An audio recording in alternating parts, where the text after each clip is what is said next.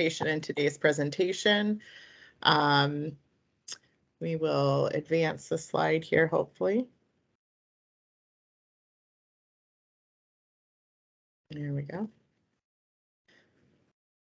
So I know if Tasha's on here or Janie, there were a couple of folks from Michigan Works who were going to identify their roles. Yeah. So we wanted you to kind of better understand and hear from them themselves what the talent development specialist's role is all about, and then what the career coach role is all about. So Chelsea, are you on? Can you share just a minute or two about what a career coach does at West Michigan Works? Sure. Yes, I'm on. So career coaches, just to kind of summarize, we help job seekers create career plans. We help them overcome obstacles and barriers. We make referrals. Sometimes we use supportive services, lots of career exploration. We can offer training if needed, really concentrating on in-demand career fields, helping job seekers accomplish that. Great, thank you. Yes, thank you.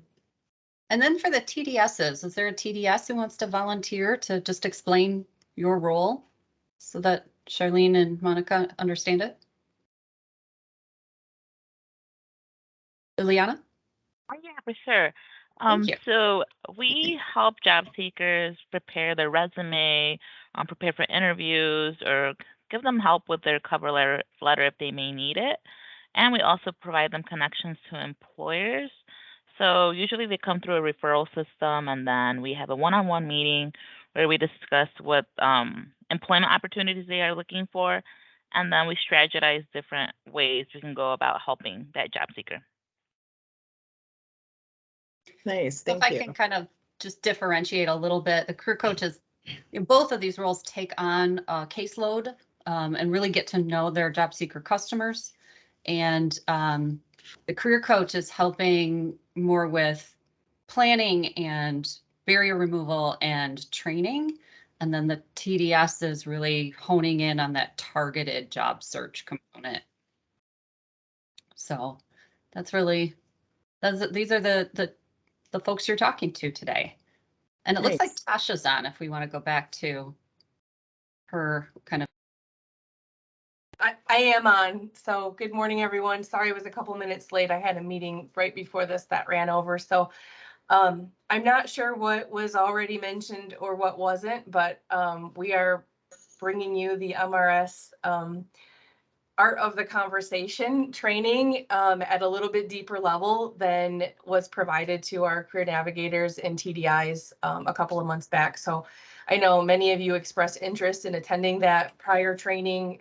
Intentionally, we did not invite you to that training. This is designed to be more suited to the level of engagement that you have with your job seekers. So we're hoping that it's a little bit interactive. We've got a couple of exercises for you throughout, but please ask questions, bring up real case scenarios. What we want out of this is that you're very comfortable having these conversations with our job seekers, that you're familiar with the services and the offerings that MRS can provide and partner with us to help our job seekers meet that end goal, which is employment. So so I'm not sure if there is any other questions before we get started. If not, I think we're good. Okay, thank you, Tasha. So Charlene, you want to go ahead and introduce yourself? I know you did kind of the round robin. Good mornings to everyone.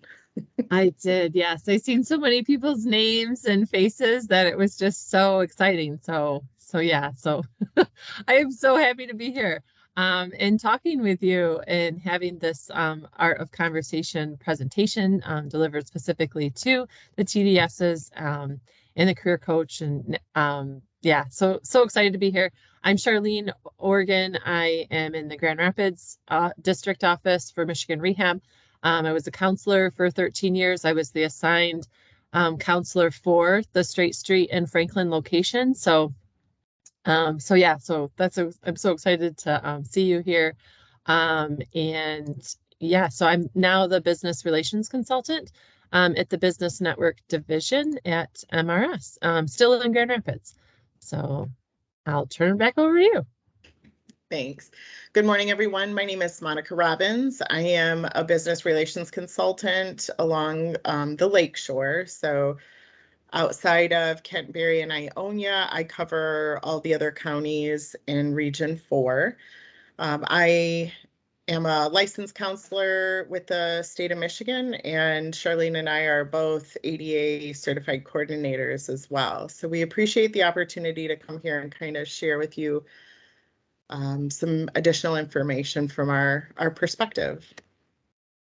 So as Tasha and Charlene mentioned, we're going to hopefully enhance your understanding about opportunities for engagement with job seekers who may have hidden or visible disabilities. Talk a little bit about how Michigan Works, vocational rehab, and community partners can assist with the support and engagement required to achieve successful outcomes for our job seekers, or as we classify them as customers. So it's important to remember that in the context of what it is we do, we align with the Americans with Disabilities Act. So the ADA defines a person with a disability as someone who has a physical or mental impairment that substantially limits one or more major life activities. So what is a major life activity? It includes having difficulty with typical activities such as eating, sleeping, seeing, hearing, walking, breathing, speaking, activities that everyone performs regularly. So it includes people who have a record of an impairment, even if they do not currently have a disability. So what might that look like? This could include someone that is in remission from a cancer diagnosis, someone that's not exhibiting symptoms of their diagnoses like lupus or Crohn's, someone who is currently stable or the condition is well controlled with therapy, medical interventions, or medications such as depression, anxiety, or a heart condition. And it also includes individuals who do not have a disability but are regarded as having a disability. This can be a little bit harder to understand. So, the example that I provide is an employee has a car accident. They've had some injuries as a result of that car accident. And now they've applied for a promotion at work and are overlooked because there's an assumption by the employer that the employee cannot meet the physical or mental demands of the position. So there is a protection under that.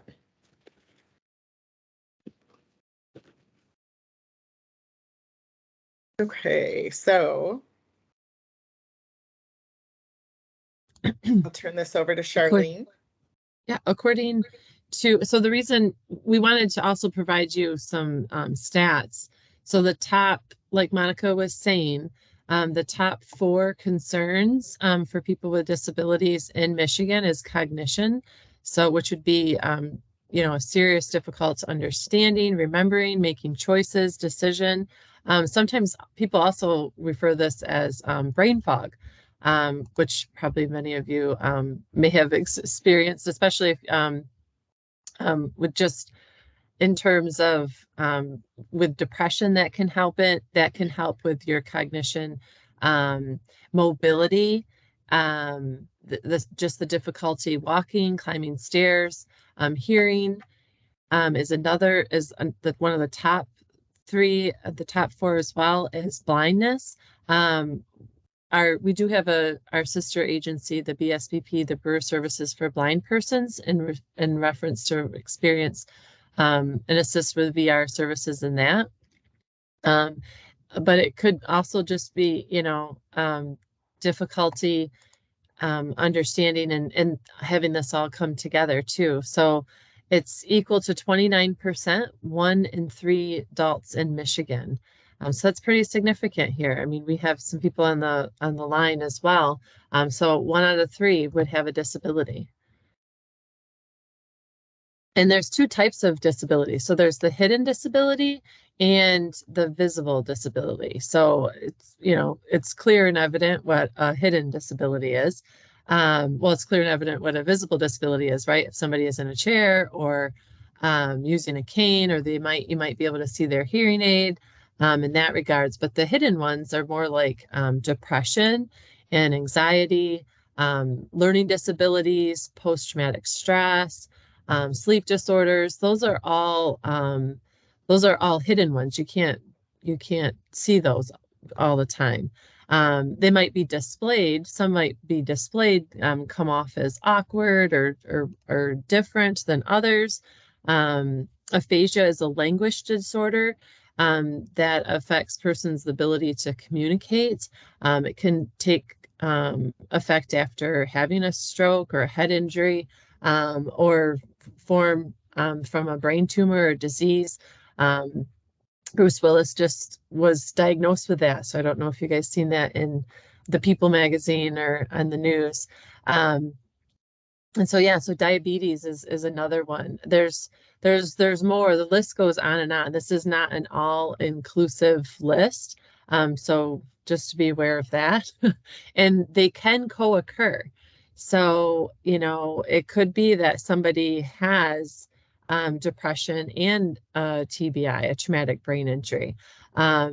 It's or post-traumatic stress and a traumatic brain injury. So a good example would be like that person that does get into a car accident, they could have a brain injury, but then also suffer from PTSD from driving. But that could affect their frontal lobe, and they could end up having characteristics or displaying a personality disorder. So it's important to know that, you know, there's lots of different, a variety of disabilities that are out there, medical conditions, what have you, and they can co-occur. So treating one and working on one to assist them with employment can be difficult. And I'm sure a lot of you have worked with people that you don't know how to help them. And so that's what that's what this presentation is all about, to help you engage in those conversations. So based on like just this information that we've shared, if you go to like your reactions icon, you can raise your hand. And how many of you think you have worked with a person with a disability? Go ahead and raise your hand and go to the next slide. Yeah. Yeah, a lot of you. Yes, it just keeps the numbers keep adding up.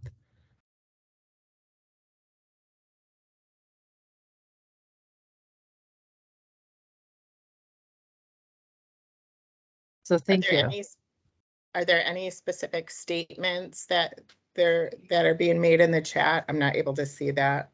Oh, no, just lots of other people. We had probably about 24 people raise their hand, and it looks like we have about 39 on here.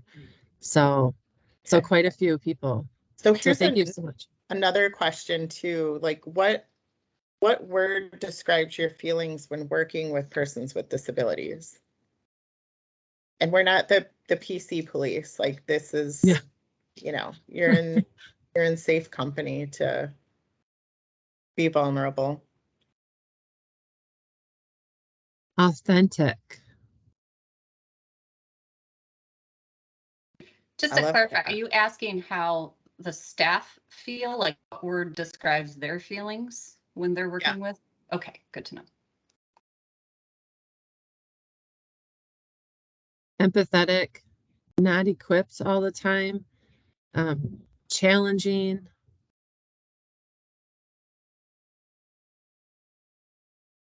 I really appreciate the honesty. Yeah, afraid to say the wrong thing, compassion, frustrated. Yeah, and that's all, it's all true. Mm-hmm. So the next question I was going to present is, how comfortable are you asking for additional information when behaviors, concerns, or barriers present in a job seeker you're working with?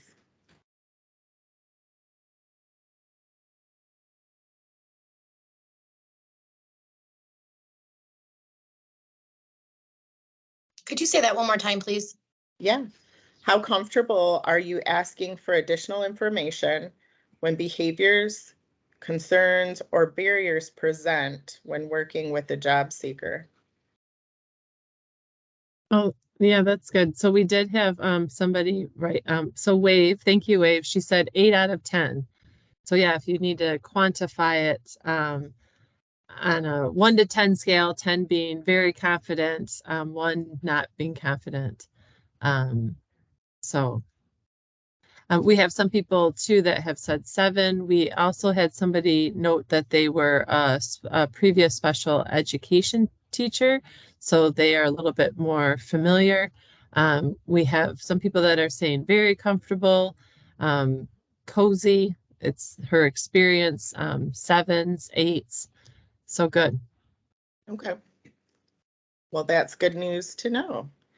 So what we wanted to do is kind of give you some general concepts that we approach or we kind of align with when it comes to engaging with really anybody, but we're making it specific to individuals or persons with disabilities. So there's 2 broad approaches to questioning and counseling. And I know you guys are not counselors, but whether you realize it or not, you're kind of pseudo counselors because you're dealing with some pretty intense emotion, scenarios, etc. So closed-ended questions are less broad. They're used to, getting very specific information from the individual. So as an example, you're asking a person, what's your social security number? Here it is. Do you have a home address? That's a yes or no, or they give you the information. Have you worked before? Typically it's a yes or no. They might share some additional information. Do you have access to transportation? Yes or no. And you don't get a whole lot of information, like, especially when you're going through an application and it's, do you have a driver's license? Have you, yes or no questions don't really give you a whole lot of information, but they can check a box. Now, open-ended questions are more unstructured. They're meant to give you information about unique events, interpretations. And so when used strategically, we can gain additional specific insight about various parts of the job seeker's history, their commitment, their compliance, their awareness regarding services and expectations. So specific ways that open-ended questions can be used in that engagement between you and a job seeker depends on the information you're seeking.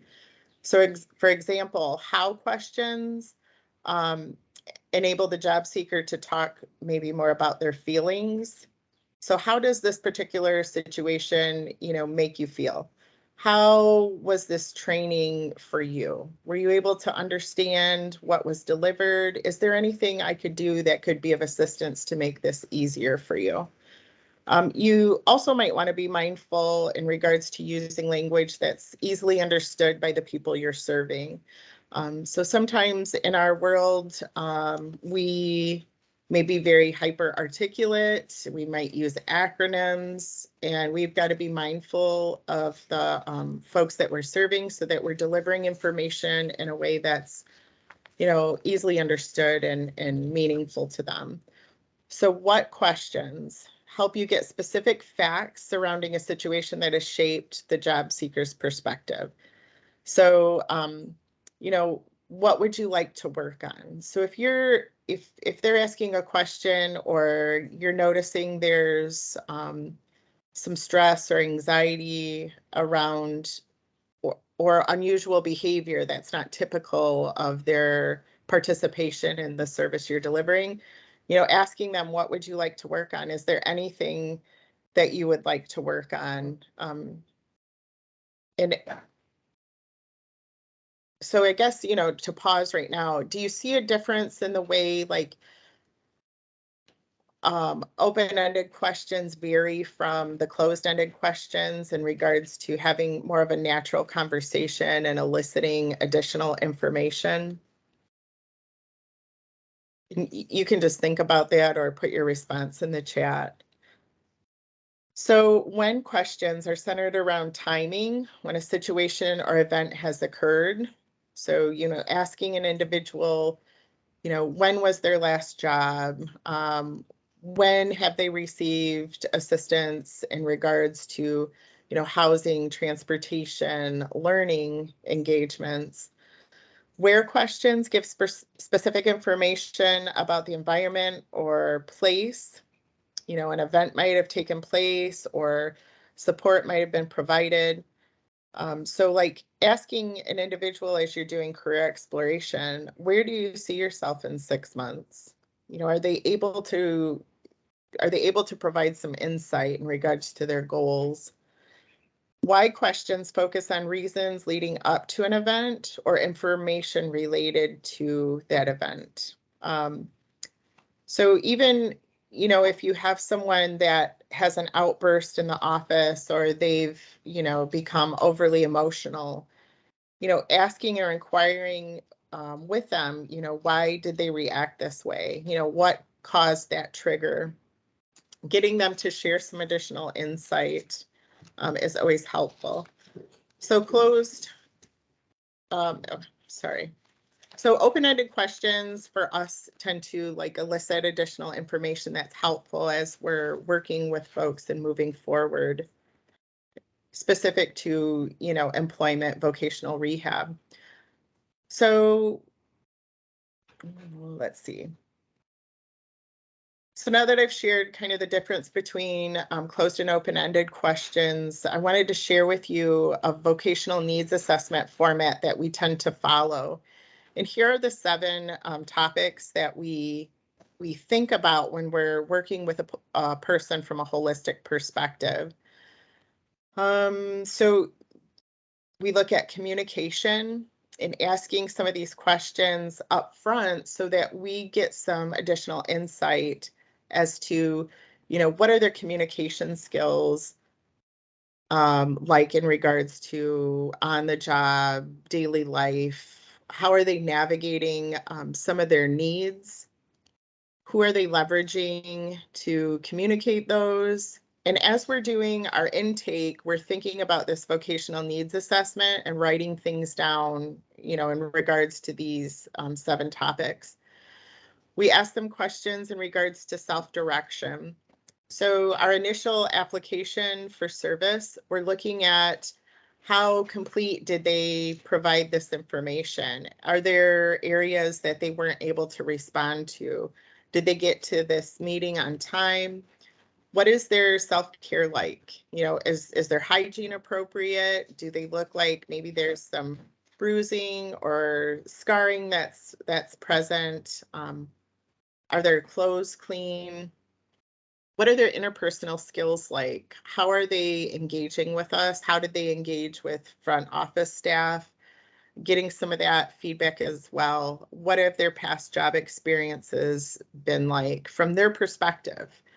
What is their work tolerance? What have they been able to manage, not manage? What are their work skills, their education history? And is there anything related to mobility that would impact their ability to successfully engage with our services? So being mindful of these 7 areas of function as it pertains to, not only daily life, but the workplace is really important. And using open-ended questions really helps to elicit some additional information. And those are the 7 functional limitations too that we utilize to make somebody eligible for services. So if you're wondering who would be eligible, if you have anybody, I'm sure you have a lot of buddies that would qualify underneath those 7 functional limitations and barriers. I am curious, before moving forward, what information do you guys get? Do you get their reading score, their math score? What information do you guys get before you meet with a person and work on their resume or do their job search? I understand when I was the assigned counselor, I know Chelsea's the assigned counselor now, but I'm wondering what type of assessments do you guys get before you work with them, or do you send them to do the assessments?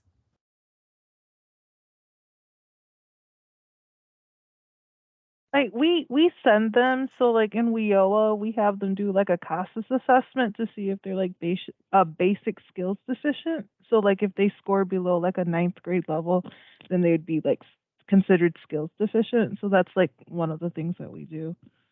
Okay. And then if they are skill insufficient, is there a protocol? I know in other Michigan Works locations, if they're scoring below, they just automatically do a referral to MRS. Is there a certain process that you guys do or try to help them navigate if their skill are lower?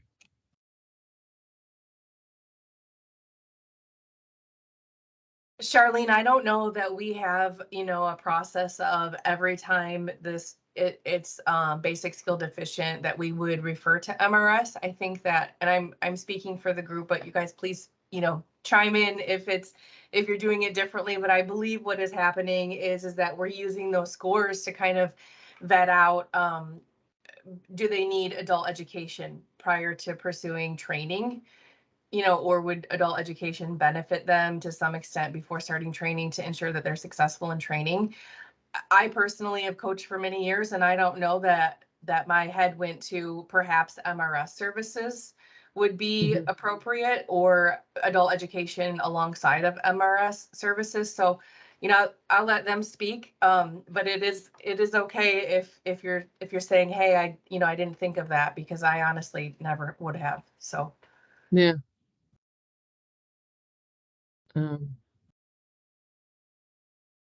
I'll have to agree with Tasha. When we do come across a person that has lower test scores, we don't necessarily use that as an indicator, but in the whole process in its totality. How is their communication skills? Are they able to follow directions? How are their interpersonal skills? Are they self-directed? So we use a litany of things to say if this person, is there a serious concern that would warrant a MRS referral? Okay. Okay, yeah, cool. I was just wondering, a lot of times I know I work with Oogie and at the staff at Wyoming. I know they have a social worker there in the Grand Rapids area, but a lot of times they don't have that special education resource there in that reference. I know Sylvan Learning Center is a really good referral place for the Grand Rapids area, but I was just wondering in terms of like, wow, is there a particular trade or skill that you guys are, you said that you're trying to figure out what would be their skill set or how you can assist with them. So just wanted to have that conversation and think of that in that regard. So thank you so much. And it looks like somebody put in the chat too, they refer to Reed Muskegon. So there's lots of other different resources out there to help upskill those scores. We have our own school as well, but then we also have tutors that we have that are assigned to Michigan Rehab and that can help with getting those skills up. Because for some of your programs, you don't need that 9th grade. It could be a 5th grade. With the CNA program, I know that's a 5th grade reading level. But then it's like, once you get somebody hired on, do they need a high school diploma? But sometimes places, especially right now, they're like, oh, who cares about the high school diploma? As long as you got that cert, we're good.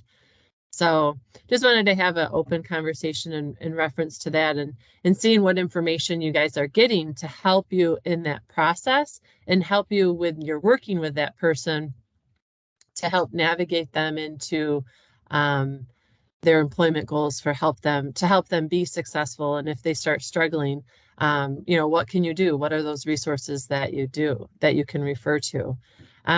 So this is just one scenario that we wanted to bring with you today. So Jack Smith, he's a TDS, and he begins targeting his job search.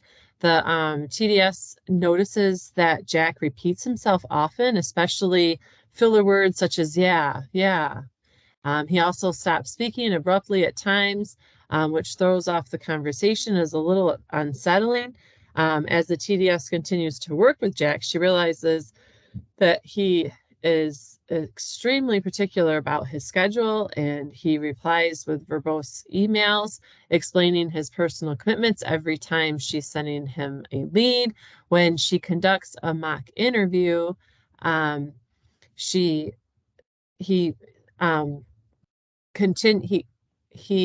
is there, but he makes no eye contact, and sometimes he's very forceful with his eye contact, as he just remembers that he needs to make eye contact, and it kind of makes her feel uncomfortable. She sees his behavior as very likely the reason he's not getting any jobs offers, since his resume is stellar and he has some good credentials and skills. And so based on the information that we have been presented, can you see, that's why I was kind of wondering what type of documentation you get from before to help you go farther and quicker with the individual. So thank you. It looks like Monica put the scenario in the chat. So I guess it's just important that we're thinking, when you're meeting with this person, sometimes it's easy to forget the scores or the information or the questions that you had from the beginning of the intake. Once you've come along and, what is going on? What's going on? How can I help this person? So Charlene. Yeah. I'm thinking maybe we need to do a little bit of setup for the group. We wanted to bring you some scenarios, some case study type of situations to describe what you might see in terms of behavior when you're working with a client where you may not know anything about whether they have a disability. And your question, Charlene, about intake, that is really going to vary based on the program they're in. Okay. So TDS might be working with someone who never went through WIOA. And so there was no CASAS done, no TABE, no, maybe there might have been somewhere along the line an ONET interest inventory, but not necessarily either. So that's just going to depend. And so regardless of what information we already have for this conversation, we wanted to give you kind of a description of a particular set of behaviors that you might see, and then we'll talk through, as Charlene and Monica are going to guide us, how you might address that and what kinds of questions you might ask and that kind of thing. So that's what Charlene just described, and we put in the chat for you to read through as well. Thank you. And so it's important to just remember that, when people come to us for help, they really do just want help. So, you can tell that based on the scenario and everything that we shared, that's happening in this scenario, that, Jack is coming to help, but sometimes he makes her feel uncomfortable with his forceful eye contact. And, that we're thinking maybe that's part of the reason why he's not getting some of the jobs that offers, especially when his presentation on paper looks so good. Right. So if we want to, we'll just, so it's important to know that you're not the employer. They're here for help, and they're looking for guidance and assistance. So what questions could you ask, regardless of what information that you've got from the beginning? It sounds like some of you get some information and some of you don't, but regardless of what you get, based on this situation and where they're at right now, what are some questions that you guys think that you could ask to help you move forward and kind of address these concerns?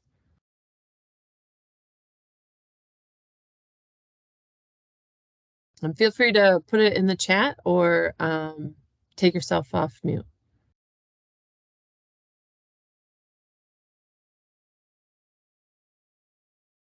I think for me, not to insinuate in the specific scenario or come to a conclusion too quick, I would ask him how many, offers he's been getting first. Like, are you hearing back from the employer? And then think of a strategy of how you can approach, like, oh, well, a recommendation is that you maintain eye contact with the employer. Usually can you feel like what is the result after the interview? How does the conversation go? So I kind of like to stick with that type of like scenario first, talk about like how the employment, and then have them open Right. up. Because if I just accuse like, well, it might be because you're not maintaining eye contact, I feel like I would be insulted if someone if was speaking to me that way, and then they just came up to a conclusion that I'm not able to get a job. So I focus on the task at hand, and then strategize how I might bring up MRS in the future, but kind of touch on it lightly instead of just throwing it all out there to the Right. job seeker. Yeah, no, I like that. That's good. And that's right on point too, because it's something that you know and that you're seeing, that you're experiencing too. To have them kind of reflect maybe and think about, oh, what am I putting out there? How is that going? Vanessa, I seen you put your hand, you're off mute. Oh, yeah. So I know when career coaching, sometimes I still meet with job seekers, and for like Liliana's example, the eye contact. If there's a, something challenging that I'm noticing about the person with eye contact and such, I do have a little bit of knowledge of understanding perhaps that's something the job seeker can't control. Right. So I have experience with Asperger's and autism in my family. So I understand that eye contact is not something I can coach or say, perhaps you should just do that because this is not a capability. Right. So Mhm. it's at that juncture where I'm like, well, I'm suspecting that this might be the issue, where I would not know where to take the conversation. Like, oh, I'm suspecting your autism's getting in the way. Like, that's the conversation that I know I don't know how to have. Right. No, I completely understand that. And so I'm glad you brought that up, because when I initially read this scenario, I have to say, it didn't automatically make me gravitate towards autism, but I understand that's a population that is very prevalent in our daily work.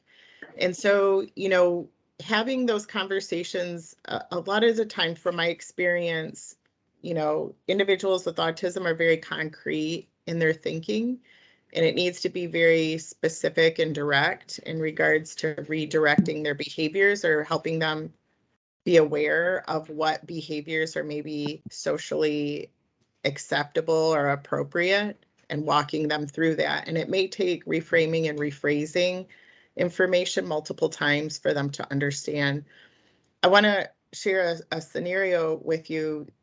For example, we were working with a young man who has been diagnosed with autism, was very hyper aware and critical of people's grammatical errors and punctuation issues. But when it came to his own insight, it just wasn't there. And my apologies, my dog decided to be thirsty.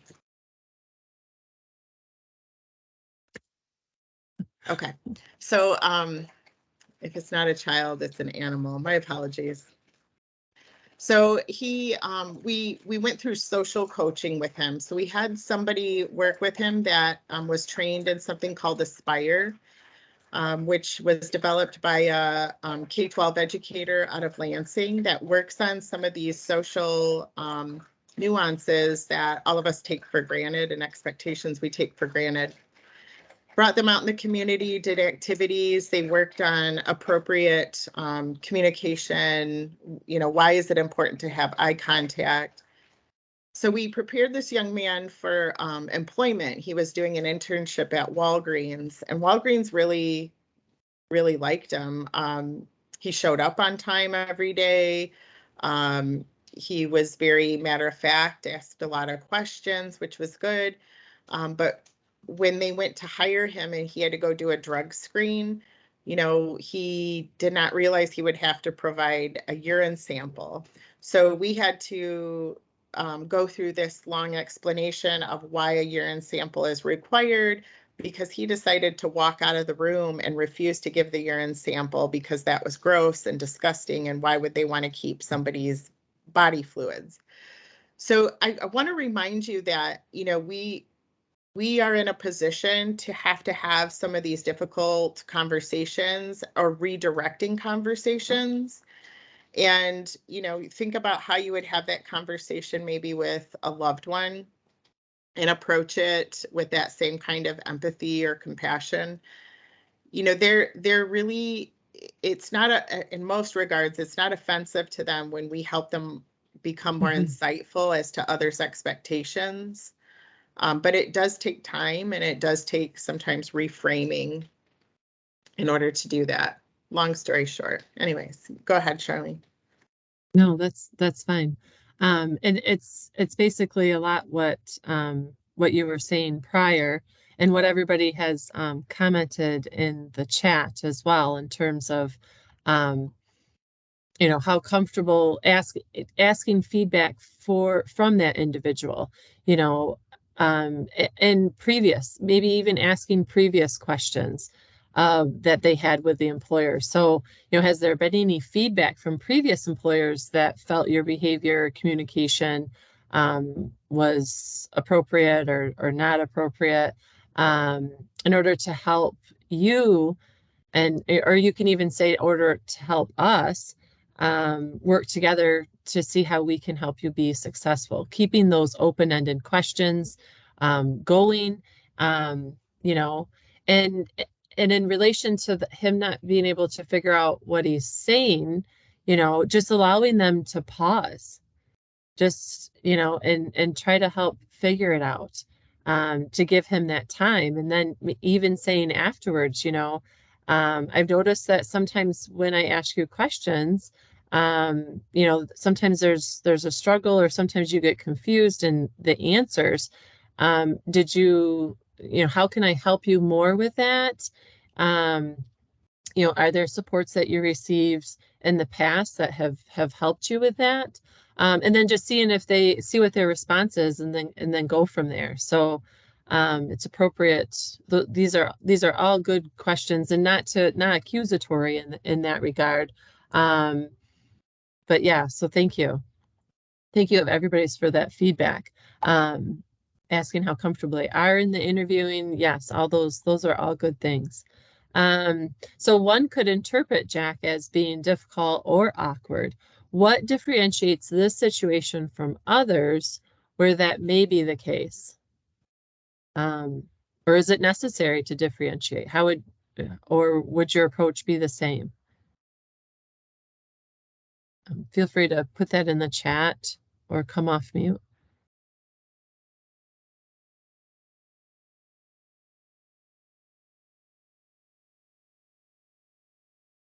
And while you're looking at that, Charlene, I would like to say that, you know, as someone who works and has worked with individuals with disabilities, I mean, it really is strengthening that muscle to remind ourselves that it doesn't matter if it's a person with a disability or it's not. I mean, you know, just engaging with a person from one person to the next is really important in that art of that engagement or art of that conversation.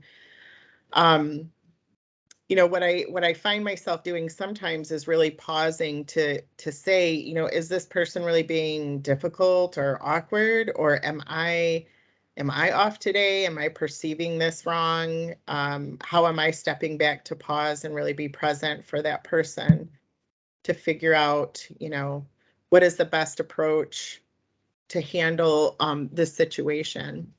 And another, you know, thing, whether this is relevant or not,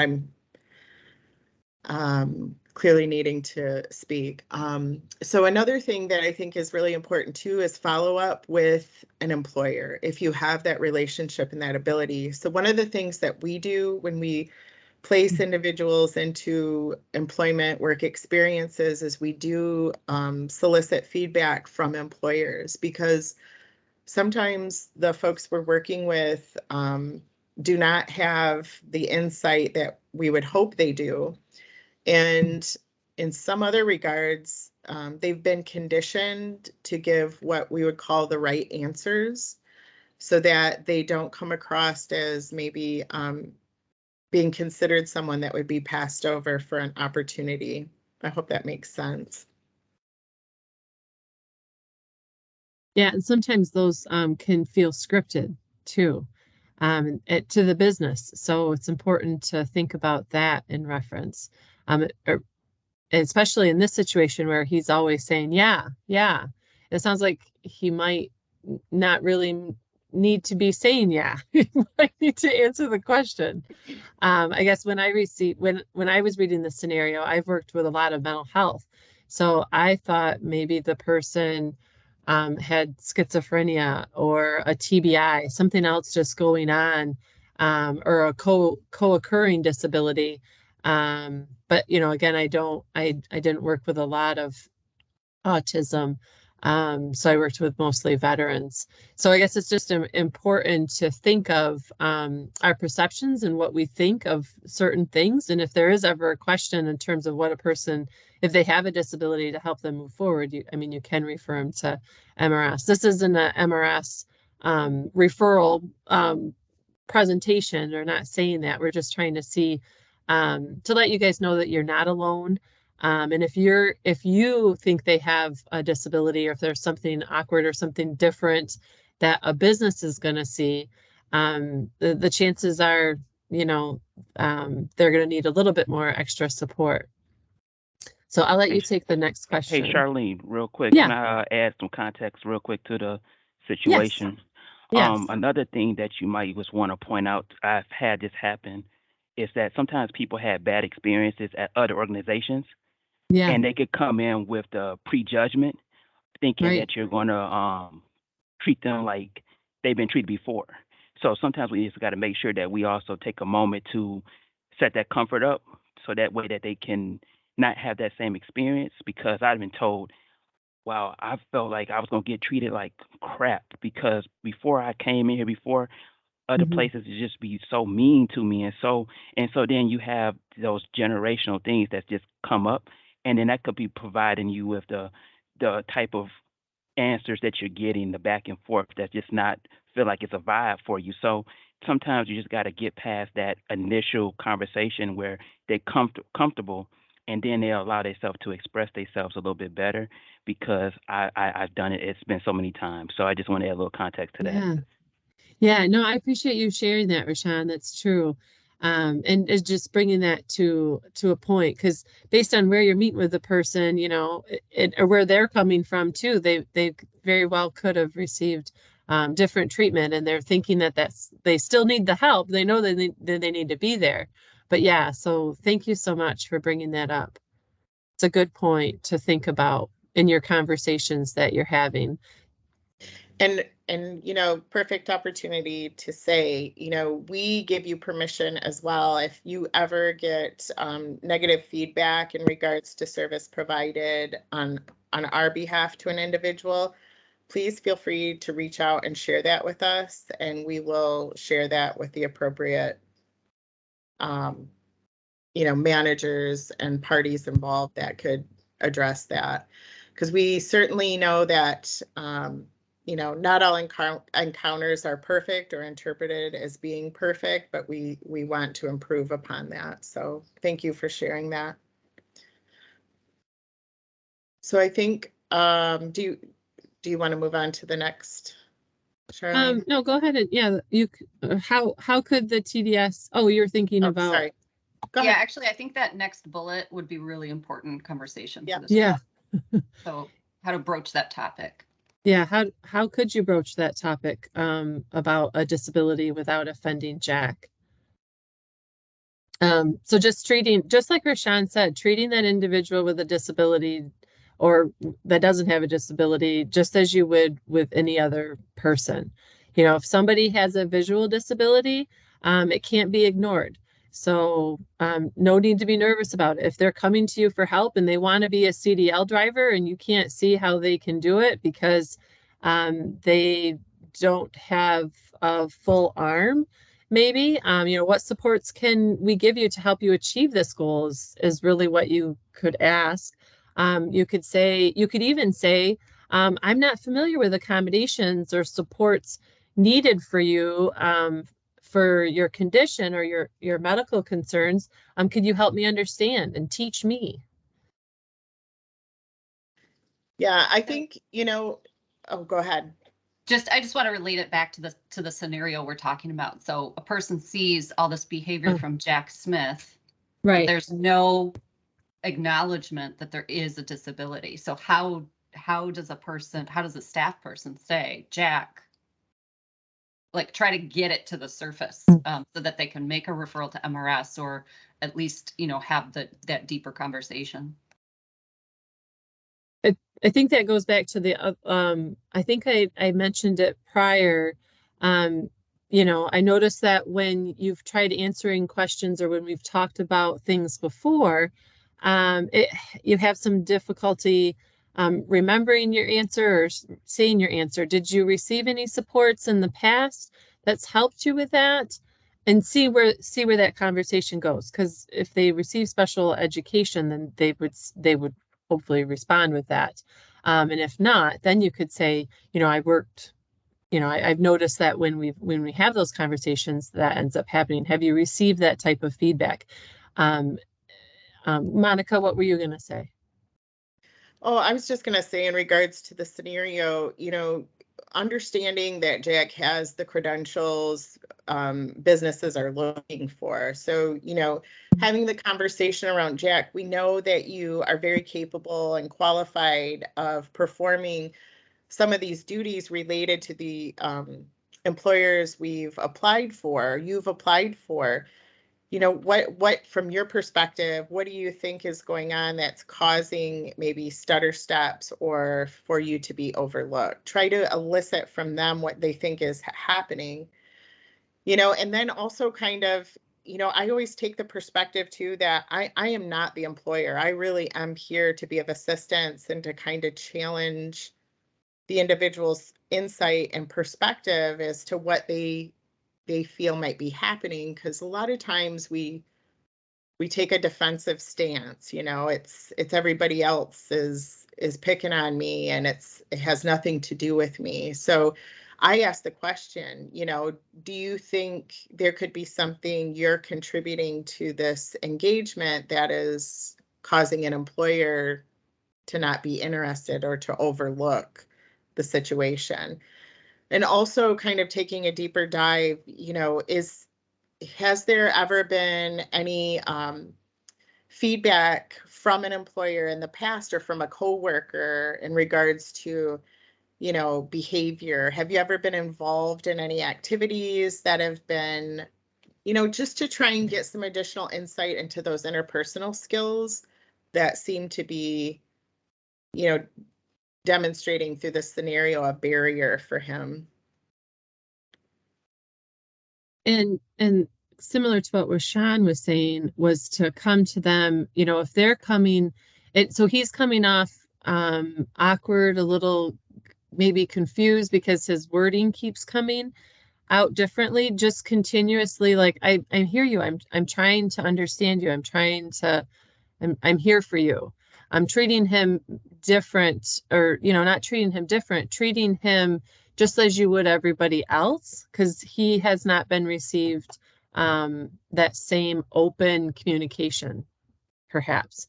Maybe he hasn't been given that time to pause, to help explain or try to figure out what it is that he's trying to say. And sometimes too, I will also remind individuals like, okay, we tried this in a way that you were comfortable with. would you be open to us trying this differently? Would you be open to my feedback? Do I have your permission to share with you some of the observations I'm making that may help us, you know, kind of reframe your approach in an interview or your interactions with the employer? So typically in the beginning, when I'm meeting with someone, I let them know that, you know, this is a two-way street and that they have my permission to hold me accountable and call me out on things they might see or perceive I'm not doing or following through with. And then I ask the same of them, you know, that there may be times where we have difficult conversations. Are you open to that if the need arises? And that gives me an idea and some insight too as to how receptive they'll be to that, you know. I don't want to say constructive criticism, but the feedback of doing it different so that we can obtain that success. And I think it's important too, you know, if the person, you know, if Jack gets really upset and he's, because if he does have autism, sometimes they get really upset and frustrated in terms of like the scheduling or just in general. If somebody gets upset and they're constantly just kind of arguing with you, you know, it's okay to say, today it seems like it might be a difficult day for you and me to talk and to communicate, you know, and I'm trying to help move us forward. We might need just to reschedule.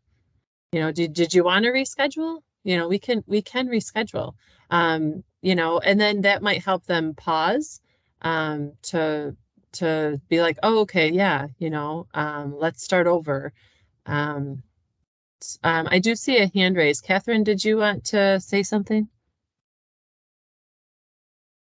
Hi, and just, you know, at the end of all of this, these are great suggestions, but people need to be ready to acknowledge, you know, their limitations and their particular challenges, and sometimes people are just not ready to do that. So, Sure. so sometimes you're just planting seeds, and what you say may not resonate with them today, but 2 weeks from now, 2 months from now, 2 years from now, it may. I mean, you know, we want to, you know, do your best, which is what you will all do every day. But at the end of the day, you know, you're not responsible for where another person is at, in terms of their own readiness to acknowledge their particular challenges. So, you know, don't own that, because that's not yours to own. Mm-hmm. Thank you. So then as it pertains to the last question here, I just want to say too, you know, we can't be everywhere at all times with the people that we serve. So one of the things that's really nice is leveraging those community relationships, partnerships that we have, and collaborating in support of the individual. So, you know, when I read through this scenario and I saw, okay, yeah, we can only do so much with an internal conversation. What does that look like externally in regards to this individual's engagement with their interview and their hiring process? One of the unique services that we can provide as well is providing a job coach that accompanies an individual to a job so that they can make some observational, do some, you know, observational evaluation of the person's interactions and provide that feedback in real time so that they're kind of correcting some of these quirks, behaviors, awkward engagements, not only for the individual, but then providing some educational piece for the employer, the supervisor, or the co-workers to help them better understand and incorporate that person into the workspace without, you know, judging or assuming, which can help to de-escalate some of those, you know, behaviors, or now kind of heightened awareness of what those behaviors are perceived by others. And then to answer that last part, what would that process look like for both the TDS and Jack if you were to refer them to MRS? I would just tell, hey, we've brought this up before. This is, we've talked about this conversation. I went to a training. There is a resource in the community. Would you like to work together with MRS with a resource? Getting that permission to say, hey, I don't know if I feel like I have, I can't be all the answers to you. I'm trying to help. I think working with another community partner, I know Michigan Rehab Services, just seeing if they're open to working with somebody else as well. Not just handing that person off. Sticking with them, because we can work together. You don't need to close their case. Let them know that, hey, I know Chelsea is the person that people refer to in Grand Rapids, and so just bringing up her name. I know Chelsea, she works with Michigan Rehab. Would you be interested in us working together to help you meet your employment goals? That's kind of like just an easy way to say that in that regard. So you're not handing them off. We're working together. I know we do have some more scenarios to bring up, but this is just such a good conversation. So I did see that, Rashawn, you had your hand raised, but feel free to go to the next slide. Oh, Charlene, I'll make it real quick.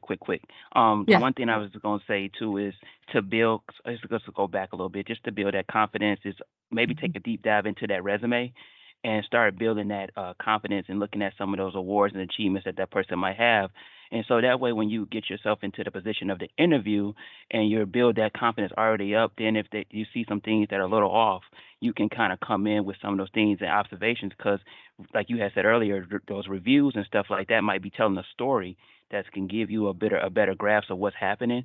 And then when you put those two things together, then that way that person feels like, okay, this information I'm getting could be helpful. And then if MRS is there to be a part of this whole thing, you can then kind of ease your way into it, because that's where the line kind of ends for us at Michigan Works, and we can kind of move it over there where you guys can do what you do to try to help them get to the full, thing. So that's where that would be a very nice collaboration piece that we can definitely enact. So that's all I had to say. Appreciate y'all. Yeah. No, thank you. Thank you, Rashawn. I appreciate your share. And I do want to share that we'll be sharing out that 6 steps to poster that you shared with us. Okay. So I know we've heard from staff before, wondering what is the process? What does that look like? And so we can share that out with the team as we're finishing up today. Okay. Wonderful. Thank you, Janie. So we just wanted to quickly, remind you that if you had additional questions, wanted additional insight to any disability that you may be observing, or even questions to present to individuals, some of these resources would be really helpful. So Job Accommodations Network, or JAN, is, basically a site that offers it's free resource. You can actually chat with individuals through that site to ask for some additional questions, guidance, insight. They've got A to Z disability accommodations toolbox, some training modules. Workforce GPS is a great tool as well for American Job Centers. They offer virtual training modules as well, related to disability specific topics and working with that population in your job centers. Again, MRS, Bureau of Services for Blind Persons, you can reach out to us as a point of contact to help, triage a situation that may be happening right away. We're happy to do that, and also explore other support services.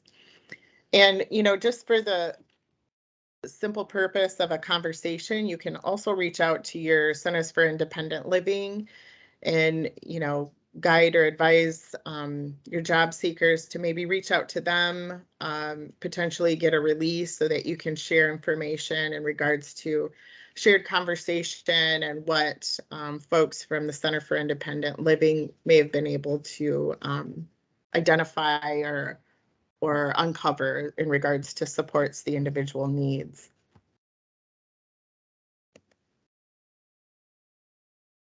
So what we're going to do with some of our remaining time is go into breakout sessions.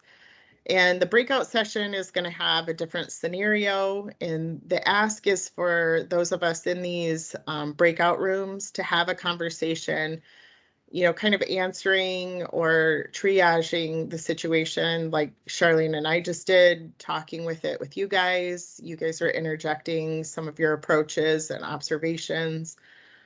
So just doing that in a more intimate setting to get some additional feedback as to how we would approach or handle the scenario.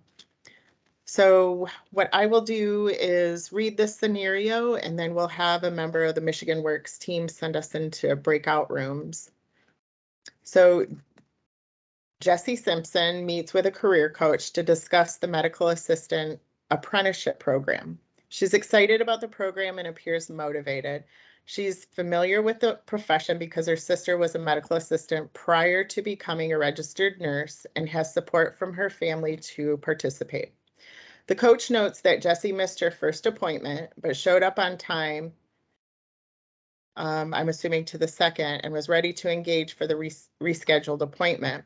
As she progresses through the process, it is clear that Jessie's reliability is questionable. Sometimes she shows up with great enthusiasm, and sometimes she does not show up at all or misses deadlines. The coach provides as much hand-holding as possible, given Jessie's potential for success. There are times when the coach speaks to Jessie on the phone and she's practically unresponsive, and recently admitted that she was unable to get out of bed. At the most recent appointment, Jessie began crying and could not stop, so she left the center. So that is the second scenario. Janie, if you'd like to break us out into rooms, we can proceed with our conversation on the second scenario. Sure. I did also put the scenario text in the chat so people can refer back to that. I believe you should be able to still access that when we're in breakout rooms. But Jennifer, could you send us to breakout rooms? And I think we originally scheduled 20 minutes. We probably want to go with 15 due to the time frame at this point. 13, 12, yeah. Okay. Okay, that sounds good. It'll just take me a moment to send you into the rooms. If anyone is not able to enter the room or gets kicked out, you should see a join button at the top of your screen that you can click to re-enter the room. Thank you. You're welcome.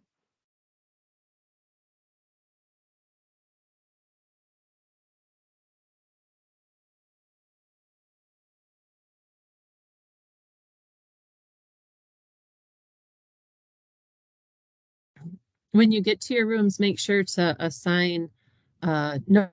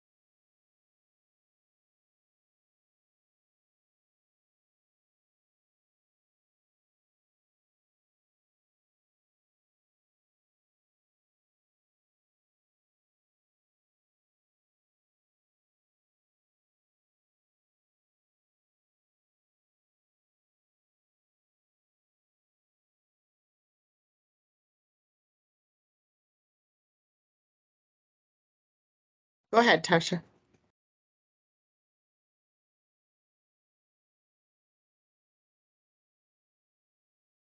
All right, thank you. Looks like we're back.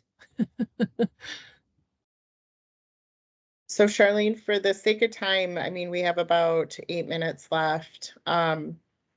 We may want to, proceed with, maybe skip the responses to the questions. Or did you want to have your group report out? Could the recorders maybe put their notes in the chat or share them somehow on the Teams channel? That would be, I think, really useful. Yeah.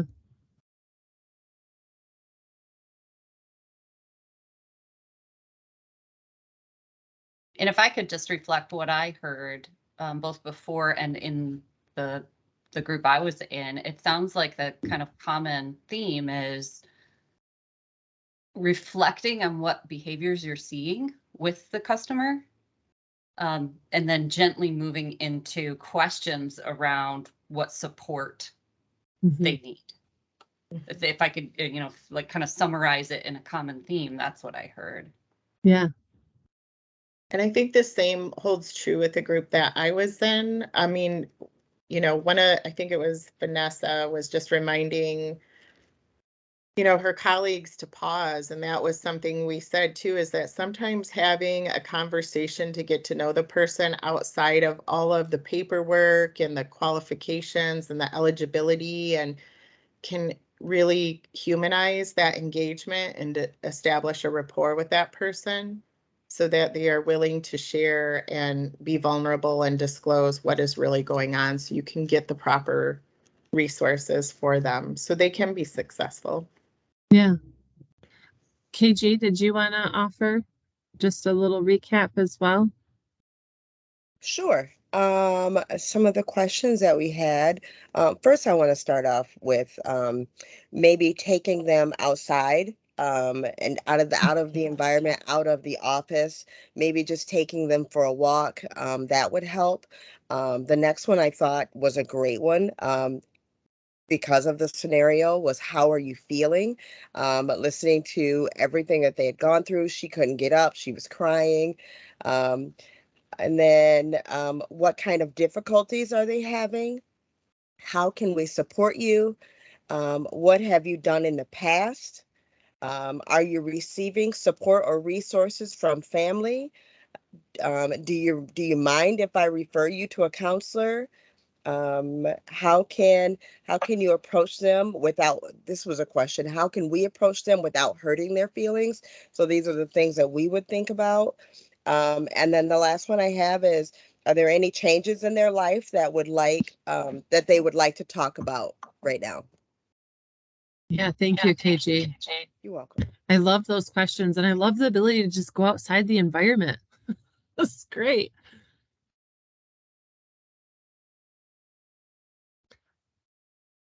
So thank you, Monica, just for allowing us just to recap. There were some other really good questions that were shared. I'll let you turn it over to, I'll turn it over to you to close us out and reflect back. Okay, well, we just really appreciate the opportunity. I know it's a quick drive-by, conversation. We will be sharing some additional resources, but in conclusion, we think it's really helpful to think about an integrated resource team approach to delivering service, whether it's us or other community partners. CMH uses the term a wraparound service, and a lot of times, whether we realize it or not, the folks that we're serving could really benefit from those very intentional strategic wraparound services. So as a reminder, people with disabilities are eager to receive the service you provide. The most important thing to remember is that customers with disabilities should be treated with the same courtesy, patience, and respect as any other person coming through the door. And focusing on the person, not the disability, is really, the priority. Being able to identify some of those behaviors or highlight those to come to some kind of a solution-focused approach is important as well. Following the customer's lead when it comes to preferred language, methods of communication, or even, how best to assist them. It's empowering them to have that choice.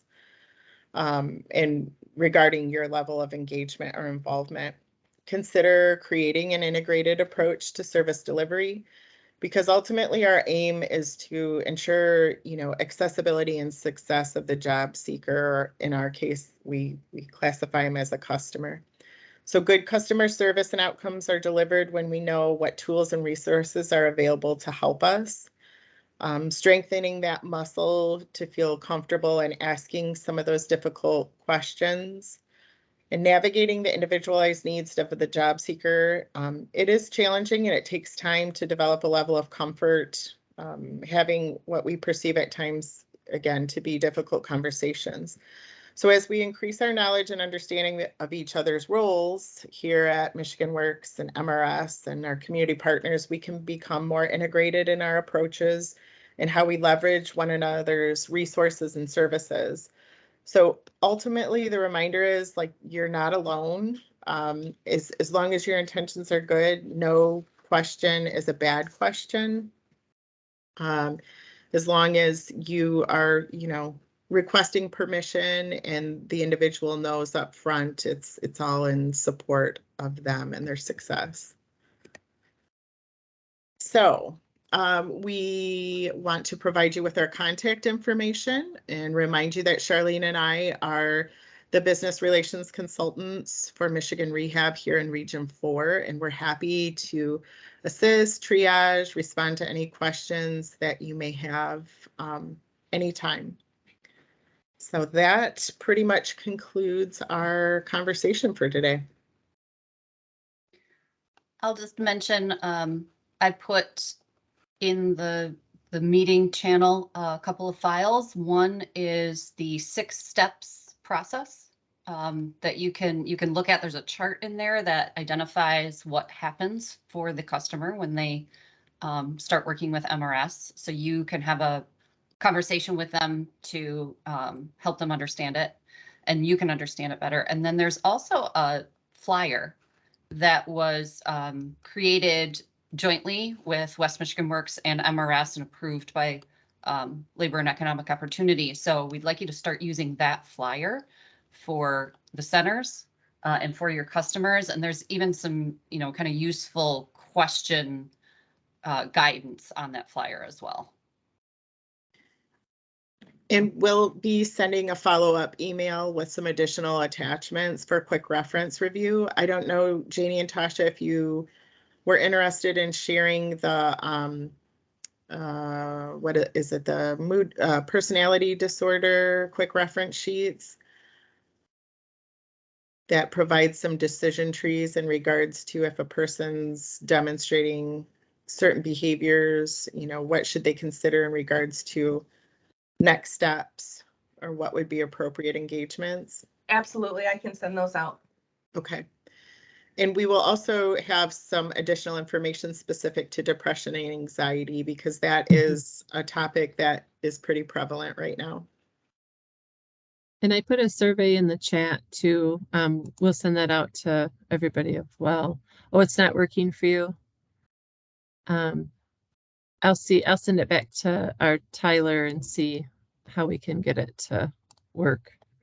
We'll send out an email. Follow up with an email with it once we get a good link. Sounds Okay. good. Thank you so much for the opportunity to present. Have a wonderful and safe 4th of July weekend. Thank you. Thank you, everyone. you. Bye, Thank you, everybody. ladies. Thank you, everybody. Bye. Bye.